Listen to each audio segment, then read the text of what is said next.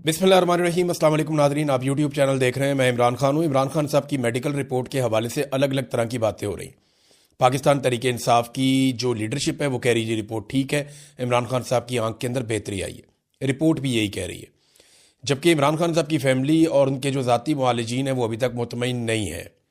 और तीसरी तरफ वो लोग जिन्होंने ये दावा किया कि इमरान खान साहब की आंख की बिनाई बिल्कुल ख़त्म हो गई है, उनका दावा अपनी जगह पर मौजूद है। अब आप इन सारी चीज़ों को इकट्ठा करें ना और एक बिगर पिक्चर आप इसकी देखें तो हुआ क्या। एक तो ये है कि पहले खबर आती है कि इमरान खान साहब की आंख ख़राब हो गई है और इमरान खान साहब ये बताते हैं कि मैं अक्टूबर से इस बात की शिकायत कर रहा था, जनवरी में जाके इन्होंने सीरियस लिया और फिर यहाँ टेस्ट करने के बाद ये मुझे अस्पताल में लेकर गए, वहाँ पर मेरी आंख टेस्ट करवाई और आंख के अंदर इंजेक्शन लगाने के बाद बताया कि 15% आंख बची है और 85% आपकी बिनाई चली गई है।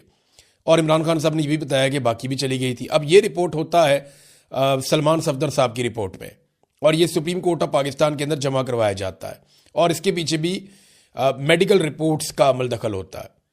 अच्छा, इसके बाद क्या होता है कि अफसार आलम साहब आते हैं। अब अफसार आलम साहब कौन है आप जानते हैं, मिलिट्री एस्टेब्लिशमेंट से उनका क्या ताल्लुक है, नून लीग की हुकूमत से उनका क्या ताल्लुक है, वो खुद हुकूमत है, आप जानते हैं अच्छी तरह। तो अफसार आलम साहब आकर ये दावा करते हैं कि इमरान खान साहब की आंख की बिनाई बिल्कुल चली गई है। अब कुछ और भी जो टाउट्स हैं वो आते हैं, वो भी दावा करते हैं कि इमरान खान साहब की बिनाई बिल्कुल चली गई है। अब बराह रास्त खबर तो या तो पाकिस्तान की मिलिट्री एस्टेब्लिशमेंट के पास है या उन डॉक्टरों के पास है जो चेक कर रहे हैं। बराह रास्त कोई खबर ना तो इमरान खान की फैमिली के पास है, ना उनकी पार्टी के पास है, ना हमारे पास है, क्योंकि मौका ही नहीं मिला इमरान खान को मिलने से। जो ज़राए के हवाले से खबर आती है वो हम आप तक पहुंचाते हैं, लेकिन उसमें भी वो खबर वहीं से जनरेट हो रही है जहां से पाकिस्तान की मिलिट्री एस्टेब्लिशमेंट चाह रही है। इमरान खान साहब तक बराह रास्त एक्सेस तो बड़े अरसे से इन्होंने बहुत ज़बरदस्त तरीके से कंट्रोल की हुई है। अब जो ज़ाती मुआलिजीन है इमरान खान साहब के या उनकी जो फैमिली है वो ये जो मौजूदा रिपोर्ट है इसके ऊपर मुतमईन नहीं है। इस रिपोर्ट में कुछ चीज़ों की कमी भी है। यानी मेरी एक एक्सपर्ट से बात हुई, वो यहाँ पे आई स्पेशलिस्ट हैं बरतानिया में, डॉक्टर कामरान आफ्ताब अहमद FRCS भी हैं और ये रेटिना स्पेशलिस्ट हैं जो बीमारी इमरान खान साहब को है। उन्होंने कोई नुक्ते उठाए, उन्होंने कहा जी रिपोर्ट अधूरी है। यानी इस रिपोर्ट में मरीज से मुतालिक 20% मालूमात भी नहीं है, बल्कि रिपोर्ट में ऐसी चीज़ें लिख देंगे। वो पॉलिटिकल लोगों से भी हमने मुशावरत की, उनको बुलाया, उनको बताया ये गैर ज़रूरी है, मेडिकल रिपोर्ट के अंदर ये चीज़ें नहीं होती। लेकिन यहाँ पर यह भी बताया गया कि जनाब वो बैरिस्टर गौर और अल्लामा राजा नासिर अब्बास साहब से भी हमने उनको भी बताया और डॉक्टर्स को भी बताया, तो ये चीज़ें गैर ज़रूरी हैं।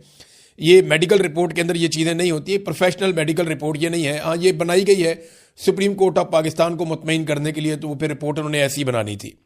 बहरहाल जो डॉक्टर से मेरी बात हुई उन्होंने 2-3 चीज़ें बताई। उन्होंने कहा एक तो ये रिपोर्ट ही मुकम्मल नहीं है, इसमें जो आई प्रेशर है उसका जिक्र ही नहीं है। जो ड्रॉप्स डाले जा रहे हैं वो आई प्रेशर को हैंडल करने के लिए, कंट्रोल करने के लिए डाले जाते हैं, लेकिन इस पूरी रिपोर्ट में कहीं पर आई प्रेशर का जो एक उनकी आंख के अंदर जो एक प्रेशर जनरेट हो जाता है उसका दबाव का कहीं पे कोई जिक्र नहीं है। ये 10 से 20 तक मैक्सिमम होना चाहिए, इससे ऊपर नहीं जाना चाहिए, तो इसके बारे में कोई तस्करा नहीं है। दूसरा उन्होंने कहा कि जितनी नज़र एकदम ठीक हो गई है ये पॉसिबल नहीं है। वो कहते हैं जी मैंने अपने पूरे करियर में ऐसा कोई केस नहीं देखा।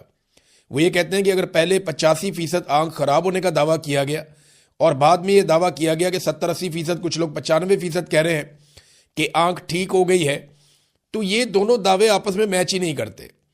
ये ह्यूमनली और साइंटिफिकली वो कह रहे हैं ये पॉसिबल नहीं है। मामला या तो पहले वाली रिपोर्ट इनकी झूठी है और गलत है, या ये वाली जो रिपोर्ट अब आई है ये झूठी है या गलत है। ये बात जो है वो डॉक्टर्स का कहना है। इमरान खान साहब की फैमिली और उनके जो ज़ाती मुआलिजीन है वो तो मुतमईन नहीं है। सलमान अकरम राजा साहब ये कहते हैं कि डॉक्टर कुरैशी जो गए थे वो हमारी रिकमेंडेशन के ऊपर गए थे, पाकिस्तान तहरीक इंसाफ की, और डॉक्टर कुरैशी भी यही क्लेम कर रहे हैं कि अब इमरान खान साहब की आंख के अंदर बेहतरी आई है और मजीद बेहतरी भी आ सकती है। तो ये तो बड़ी अच्छी बात है। देखें, अगर इमरान खान साहब की आंखें ठीक हो रही हैं और उनकी आंख के अंदर जो बिनाई का मसला है वो सॉल्व हो रहा है, तो इससे ज़्यादा बेहतर बात कोई हो नहीं सकती। मैंने लोगों को बड़ा इस्तराब में देखा, बेशुमार लोगों ने मैसेजेस किए, नौजवान मैसेजेस करके कह रहे थे कि हम अपनी आंख देना चाहते हैं इमरान खान साहब को, डोनेट करना चाहते हैं। हालांकि इसमें डोनेशन नहीं हो सकती इस बीमारी में, लेकिन नौजवान ये कह रहे थे। बेशुमार ख़वातीन हज़रात के मैसेजेस आ रहे थे, वो दुआएं कर रहे थे। खाना काबा में लोग दुआएं कर रहे थे, लोग मस्जिद नबवी में दुआएं कर रहे थे, लोग अपने घरों में दुआएं कर रहे थे। लोगों ने बहुत दुआ की है इमरान खान साहब की आंख के लिए। अल्लाह रब्बुल इज़्ज़त दुआओं का सुनने वाला है। लेकिन जो डॉक्टर मेरी बात हुई जिनसे, वो कहते हैं जी ऐसे नहीं है। अबसार आलम साहब ने देखें, वो एक तरफ वो ये कह रहे थे कि आंख खत्म हो गई है, और भी बहुत सारे लोग ये इस तरह की बातें कर रहे थे, बहुत वसूख से ये बात कर रहे थे। अब सवाल ये पैदा होता है कि ये जो लोग ये बातें कर रहे थे, क्या ये अफरा तफरी फैलाना चाहते थे? तो फिर तो अबसार आलम साहब पे मुकदमा दर्ज होना चाहिए कि जनाब आपने बिनाई खत्म कर दी, हालांकि ऐसी कोई सच्ची खबर मौजूद नहीं थी। ये उन्होंने कहा ना, और उन्होंने कहा कि बड़े बावसूख जराए से मैं कह रहा हूं। अब नवाज शरीफ के ये आदमी है, खास आदमी है, और एस्टेब्लिशमेंट दिन का जो ताल्लुक है वो सारी दुनिया अच्छी तरह जानती है। इमरान खान साहब की फैमिली आज के दिन में एक मौक़िफ़ देगी और वो पॉइंट ऑफ व्यू अपना सामने रखेगी कि इमरान खान साहब की आंख की सेहत के बारे में उनका क्या कहना है और उनका मुतालबा क्या है। अभी तक जो पार्टी मुतालबा कर रही है, बाकी लोग कर रहे हैं कि फैमिली की मौजूदगी में जो ज़ाती मुआलजीन हैं उनकी मौजूदगी में कुछ टेस्ट किए जाएँ और इमरान खान साहब के हवाले से उनको आज़ादाना टेस्ट करने दिए जाएँ ताकि कन्फर्मेशन हो जाए कि इमरान खान साहब की सेहत कैसी है। बहरहाल अब क्योंकि पूरा निज़ाम हुकूमत कंट्रोल कर रही है तो हुकूमत ही जानती है, लेकिन एक बात तो कंफर्म हो गई है कि इमरान खान साहब की आंख ख़राब ज़रूर हुई थी, और ये बात भी कंफर्म हो गई है कि ये जो आंख ख़राब हुई है ये हुकूमत और पाकिस्तान की मिलिट्री एस्टेब्लिशमेंट की मिली भगत से ख़राब हुई है। अब ये इन्होंने जानबूझकर बदनीयती से ख़राब की है या इनकी नाअहली है, ये समझ नहीं पाए।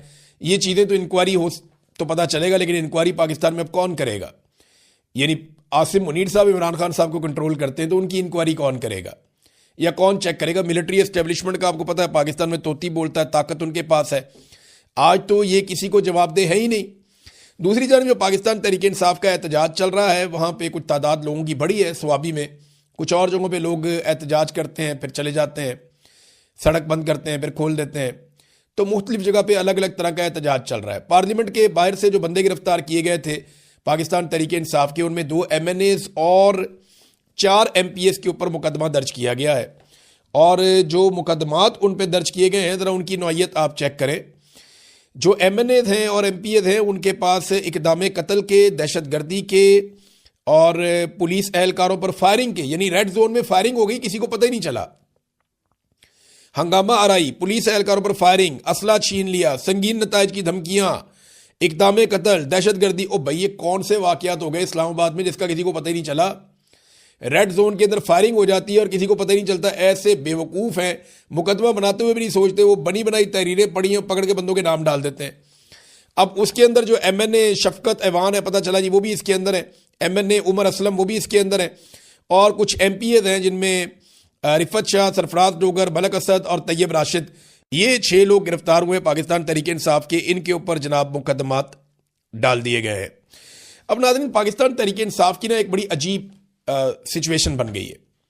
एक तो देखें वो एहतजाज कर रहे हैं, वो एहतजाज जिस तरह का कर रहे हैं वो एहतजाज में गिना ही नहीं जाता। यानी पार्लियामेंट हाउस के अंदर जाकर बैठे हुए हैं वहाँ पे और कह रहे हैं जी हमारा धरना। अब इस तरह का धरना तो हमने पाकिस्तान की सियासी हिस्ट्री में नहीं देखा। इधर खैबर पख्तूनख्वा हाउस के बाहर जो धरना था वो पहले ख़त्म हो जाता है फिर दोबारा शुरू हो जाता है, वो भी समझ से बाहर है कि वहाँ क्या चल रहा है। पार्लियामेंट लॉजिद वालों की कोई खबर आ ही नहीं रही, पता ही नहीं चल रहा। फिर यहाँ पार्लियामेंट से निकल के जाते हैं 2 लोग, जाके डॉक्टरों से मिलके ब्रीफिंग लेके वापस भी आ जाते हैं और उनको रोटी नहीं मिलती। ये अजीबोगरीब किस्म की चीज़ें हैं जिनसे शकूक व शुबहात पैदा होते हैं। देखिए हुकूमत जिसको चाहती है वो कहती है आओ जी आपको मिलवाते हैं। अब वो यही समझे होंगे इमरान खान से मिलवा रहे हैं, वो लेकर चले गए, डॉक्टरों से मिलवा के उनको वापस ले आए। अब पाकिस्तान तहरीक इंसाफ ना इस सिचुएशन में फंस गई है। खैबर पख्तूनख्वा में लोग एहतजाज कर रहे हैं, पंजाब में भी निकल रहे हैं, तो लोग खुद निकल रहे हैं, लीडरलेस निकल रहे हैं, और लीडरशिप जो है वो बाकायदा लोगों को कॉल करके ऐसा सच बुला नहीं रही कि तुम लोग आओ यहाँ पहुंचो, या लोग खुद लेकर नहीं आ रहे। उसकी एक वजह है, मैं आपको बता देता हूँ। अगर इन्होंने 1 लाख 1.5 लाख 2 लाख बंदा इकट्ठा कर दिया ना स्वाबी में, तो वो लोग ये कहेंगे कि चलो इस्लामाबाद, फिर वो क्राउड कंट्रोल नहीं होगा, और अभी कोई ऐसा लीडर भी नहीं है जो उस क्राउड को कंट्रोल करे। और ग्राउंड के ऊपर सच्ची बात यह है कि पाकिस्तान तहरीक इंसाफ की तैयारी नहीं है। देखिए मैं बार बार ये कहता हूं, बड़ी सपोर्ट है, बड़ी सपोर्ट है, ये 2/3 अक्सरियत के साथ। अभी आप इलेक्शन करवाएं, इमरान खान नाकों चने चबवा देगा सारों को, ये इलेक्शन जीत जाएगा बड़े आराम से, सबको पता है, आसिम मुनीर साहब भी जानते हैं। सपोर्ट बहुत ज़्यादा है पाकिस्तान तहरीक इंसाफ की, लेकिन ग्राउंड के ऊपर तैयारियां, जो तंजीमी तैयारियां होती हैं वो नहीं है। अगर आपने एक तहरीक चलानी है, एक लॉन्ग मार्च करना है, एक धरना देना है, आपको उसके लिए लॉजिस्टिक्स चाहिए होते हैं, आप उसके लिए तैयारियां करते हैं, आप कंटेनर बनाते हैं, कारकुनों को तैयार करते हैं, कारकुनों की ड्यूटियां लगाते हैं, आपको पता होता है कहाँ कहाँ से कौन कौन बंदा लोगों को लेकर आएगा, किस तरीके से होगा।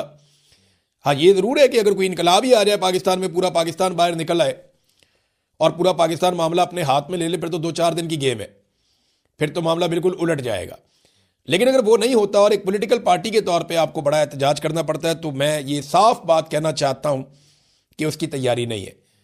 अगर गुज़िश्ता चंद महीनों में ये रैलियां की गई हैं, जलसे जुलूस किए गए हैं, इनकी जगह पे अगर ग्राउंड पे प्रॉपर तैयारी की जाती, जिसको इमरान खान साहब ने कहा था स्ट्रीट मूवमेंट, अगर उसकी तंजीमी सतह के ऊपर तैयारी की जाती, नौजवानों को पता होता, उन सबके पास उनकी ड्यूटीज होती हैं और वो सारे जुड़े होते हैं आपस में राब्ते में, तो ये ज़्यादा बेहतर बारगेनिंग पोजीशन में होते।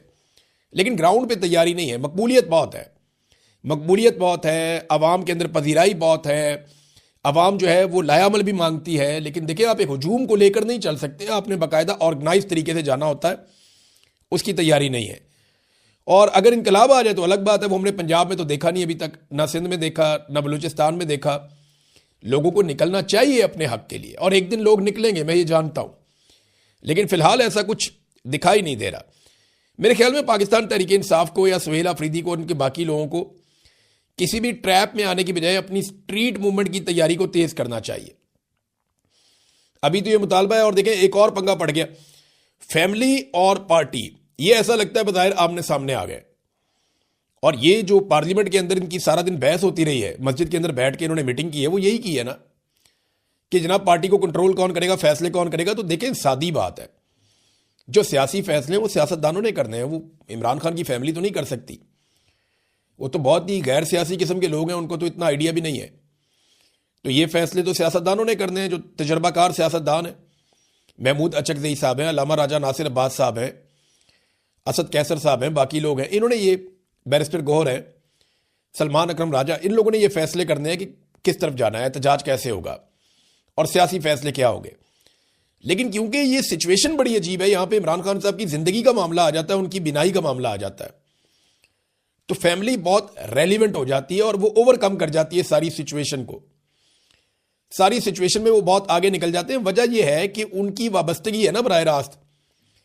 कानूनी नुक्ता नजर से भी जब इलाज के बारे में बात की जाएगी तो फैमिली की बात की जाएगी, फैमिली को बुलाएं।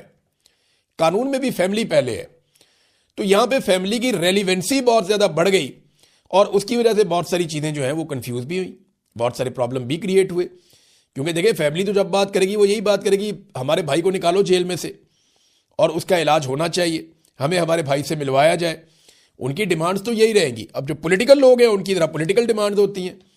अब देखना यह है कि इसको ये कैसे मैनेज करते हैं। अभी जो होना था वो तो चीज़ें हो गई हैं। आज इमरान खान साहब की फैमिली स्टेटमेंट देगी, देखते हैं उनका स्टेटमेंट क्या आता है। इमरान खान साहब की उनके बेटों से सिर्फ बातचीत करवाई गई है, और देखें ना, बेटों से जब बातचीत की तो नईम हैदर पंजूता साहब हो या बाकी लोग, उन्होंने बताया कि इमरान खान ने अपने बेटों को बताया कि उनकी आंख मुतासर हुई है। ये बात तो कंफर्म है। अब जिन लोगों की वजह से आंख मुतासर हुई है उनसे तो सवाल होता रहेगा, इसका जवाब तो हमेशा मांगा जाता रहेगा, क्योंकि एक लीडर के साथ इस किस्म की हरकत हुई है। मैंने वीडियो देखी है शफीउल्लाह जान की, जैसे पुलिस उसको घसीट के मारती हुई लेकर जा रही है। यानी किसी वजीर इत्तलात को क्या ऐसे पुलिस घसीट के मारते हुए लेकर जा सकती है? सिंध का, पंजाब का, फेडरल का, फेडरेशन का, कोई भी, बलूचिस्तान का कोई भी वजीर इत्तलात आप पकड़े और पुलिस वाले ऐसे मारते हुए घसीटते हुए इसको ले जाएं, ये मनाजिर पाकिस्तान का मीडिया ववेला डाल देगा, पाकिस्तान का मीडिया शोर मचा देगा, पाकिस्तान के अंदर रोला पड़ जाएगा और पूरी दुनिया में रोला पड़ जाएगा। लेकिन शफीउल्लाह जान है, क्योंकि पाकिस्तान तहरीक इंसाफ से, इमरान खान से उनका ताल्लुक है और इस वक्त पाकिस्तान की मिलिट्री एस्टेब्लिशमेंट इमरान खान साहब पे बहुत गुस्से में है, तो किसी को कोई फर्क ही नहीं पड़ता जो बाहर दिखाई दे रहा है। नाजरीन, अली अमीन गंडापुर साहब ने कुछ स्टेटमेंट्स दिए। मैं इसके ऊपर इसलिए बात करूंगा कि मैं इनमें एक दो चीज़ों का गवाह भी हूं। गंडापुर साहब ने कहा कि मोहसिन नकवी की तारीफ की कि जितनी कोशिश उसने की मोहसिन नकवी ने इमरान खान को छुड़वाने की, उतनी कोशिश किसी ने भी नहीं की। ये तो ज़रा ज़्यादा बोल गए। गंडापुर साहब की अपनी कोशिश मोहसिन नकवी से ज़्यादा है, और इमरान खान साहब की पार्टी में बेशुमार लोग ऐसे हैं जिन्होंने बहुत कोशिश की इमरान खान साहब को छुड़वाने की। मोहसिन नकवी की कोशिश, यानी वो एग्जैक्ट जगह पे, वो एक्चुअली कहना ये चाह रहे हैं कि जिस जगह मोहसिन नकवी ने बात की वहां कोई नहीं कर सका। गंडापुर साहब शायद ये कहना चाह रहे हैं। देखिए, एक तो जहन में रखें कि पंजाब की जो निगरान हुकूमत थी वो मोहसिन नकवी के पास थी, और मोहसिन नकवी आसिम मुनीर साहब के सके हैं, बहुत प्यारा ताल्लुक। तो पंजाब में अगवा हुए लोग, अगवा बराए बयान हुआ, पंजाब में जुल्म हुआ, जबर हुआ, फस्तायत हुई, कंपेन नहीं चलाने दी, आरओस का कंट्रोल था, फिर पंजाब में जो कुछ किया गया, झंडा तक नहीं उठाने दिया गया पीटीआई को, फार्म 47 जारी करवाई गई। ये सारा खेल जो है मोहसिन नकवी साहब थे ना, जिन्होंने पंजाब में पाकिस्तान तहरीक इंसाफ की हुकूमत नहीं बनने दी। एक बड़े प्लेयर थे इसमें। दूसरा, बतौर वजीर दाखिला बाकायदा धमकी लगाकर 26 नवंबर का कत्लेआम किया मोहसिन नकवी ने, और वो उनके ऊपर ये इल्ज़ाम भी है। ये तो अली अमीन गंडापुर भी ये बात करते हैं। फिर आसिम मुनीर साहब के पीछे जो एक शख्स या मुख्तलिफ दिमाग जो काम करते हैं, उनमें एक मोहसिन नकवी का दिमाग भी है, और ये बहुत अहम आदमी है आसिम मुनीर के लिए, और बहुत अहम दोनों के ऊपर भी आसिम मुनीर के साथ रहा। तो मोहसिन नकवी ने इमरान खान को, पीटीआई को बहुत नुकसान पहुंचाया, इनकी बनती हुई हुकूमत नहीं बनने दी। और आसिफ अली जरदारी मोहसिन नकवी को अपना बेटा कहता है, और नवाज शरीफ वगैरह भी अब मोहसिन नकवी के बहुत करीब हैं। तो मोहसिन नकवी ने इन दो पॉलिटिकल पार्टीज को ज़बरदस्ती इक़्तिदार में लाने के लिए पूरा खेल खेला। लेकिन इमरान खान को छुड़वाने के लिए, देखें अब ये मैं आपको बताता हूँ, मेरी जब गंडापुर साहब से मुलाकात हुई, जब वो वज़ीर आला बने, तो उसके कुछ अरसे के बाद उन्होंने ये कहा कि मैं इमरान खान को बातचीत के ज़रिए से छुड़वाऊँगा। मैंने उन्हें कहा जी इमरान खान ने तो आपको एहतजाज का टास्क दिया है कि आप अपनी कंपेन चलाएंगे, आप एहतजाज की, और आप एक तहरीक बनाएंगे। तो उन्होंने कहा नहीं, वो आप मेरे से लिख कर ले लें, इमरान खान अगर कभी भी छूट कर आएगा तो वो ये बातचीत के जरिए छूट कर आएगा, वैसे इमरान खान नहीं छूटेगा।